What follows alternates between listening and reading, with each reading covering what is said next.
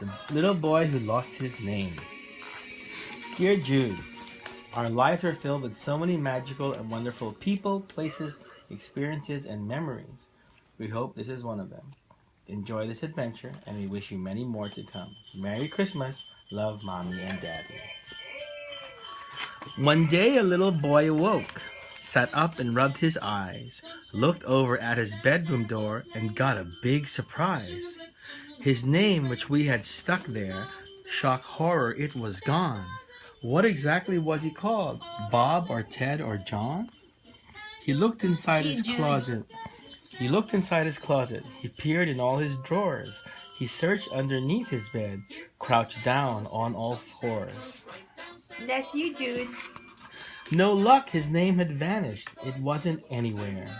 So he put on some clothes, brushed his teeth, and even combed his hair, and set off to find his name, never mind the dangers, for it's true this little boy was ever so courageous.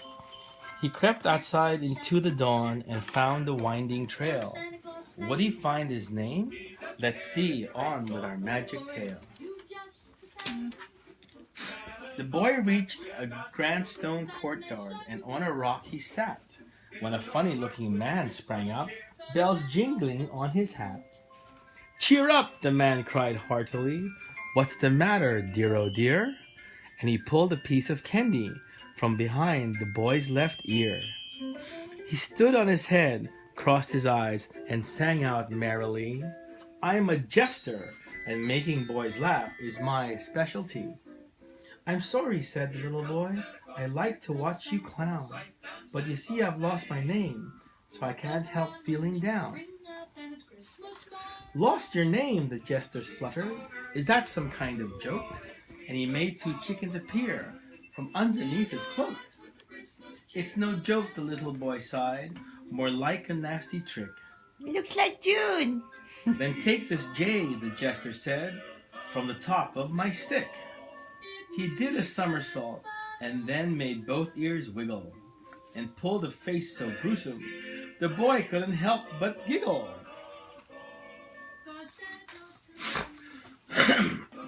On and on the little boy walked, and came upon a beast. It looked something like a horse, and was sad, to say the least. "Oh," the boy said, "don't be down. Whatever can be wrong?" "My friends are mean," the beast said. "They laugh at my weird prong.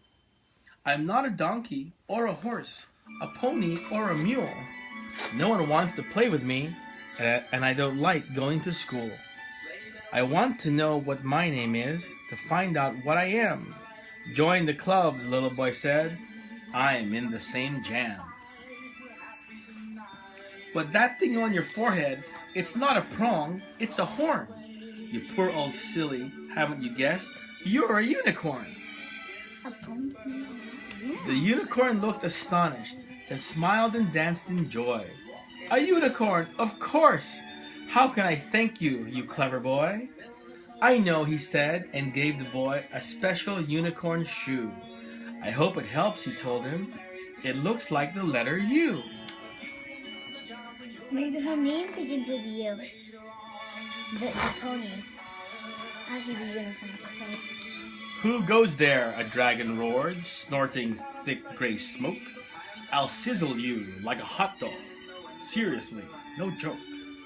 He breathed fire onto a bush, which burst promptly into flame. "Please don't roast me," cried the boy. "I'm looking for my name." "Your name?" the dragon said, confused. "You mean you can't remember? No matter. Prepare to be burned into a crispy ember." This is a rhyming book. The dragon took a deep breath and was just about to blow, when he stopped and shook his head and muttered, "No, no, no. I know I should be scary, like they teach at dragon school, but it's time I face the truth.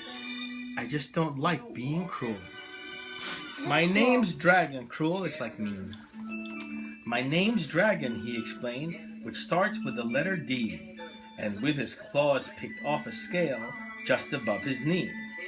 See this? It's shaped just like a D, exactly like the letter.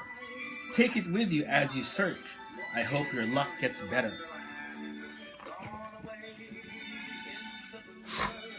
The little boy went on his way, up, down, and round, completely lost but happy with the letters that he'd found.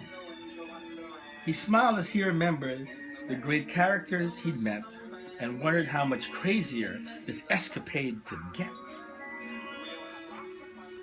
The sun was warm, the sky was blue, and he fancied a rest. So he stretched out upon the grass and thought back on his quest. He'd had fun so far, lots of it.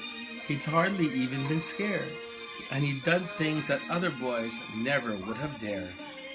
But still he'd be much happier once he found his name. So he got up, brushed himself down, and set off once again. How nice is that? The boy met an enormous beast with a huge behind, who said, "Lost your name? Dear, oh dear, that is an awful bind." "I'm the animal," she said proudly, "that never ever forgets. I'm called... Hang on, what was it now? I've got it, just a sec." She frowned, sniffed, and settled down on her vast gray bottom, then sighed long and sadly, sobbing, "You know, I've plumb forgotten." Now, the boy said kindly, "There's no need to feel so sore. That trunk, those tusks, your big gray ears, you're an elephant for sure." He doesn't know his name. No. "An elephant," the creature cried. "How on earth could I forget?" And she sprayed water happily, making the boy quite wet. "But oh dear me, you still don't remember what you're called." And with a pen held in her trunk, the elephant quickly scrawled, "Here, an E for elephant. It might just help you out. Keep it safe and you'll find your name. Of that I have no doubt." Well, maybe his name is Elephant. Maybe. The little boy turned around and skipped back the way he'd come, past all the wondrous things he'd seen and all the things he'd done. The letters he'd been given, can you guess what they spelled out? That's right, the name he thought he'd lost was found again, no doubt. "Yippee!" the boy cried happily. "Hooray! Never say never. Oh, that was the best adventure any boy had, ever." Up the winding trail he walked and crept back to his house, into bed under the sheets, as quiet as a mouse. He felt so tired and weary, yet also full of joy. What a quite amazingly courageous little boy, called Jude. Yeah, because the first one was J, then the unicorn was a U, then the dragon was a D, then the elephant was a E. Jude. And that spells Jude. That's a special Jude book for you.